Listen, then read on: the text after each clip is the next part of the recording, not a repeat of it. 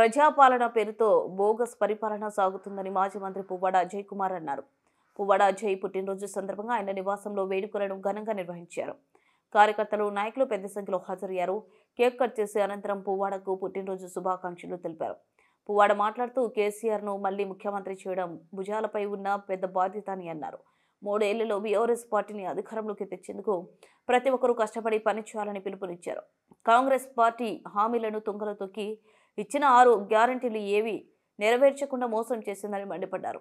ఇచ్చిన గ్యారంటీలను ప్రశ్నిస్తే కేసులు పెడుతూ రాక్షస పాలన సాగిస్తుందని ఆరోపించారు. గతంలో మనపై ఆరోపణలు చేసిన వారు ఇప్పుడు రాష్ట్రంలో ఏ పరిపాలన సాగుతుందో తెలుసుకోవాలన్నారు.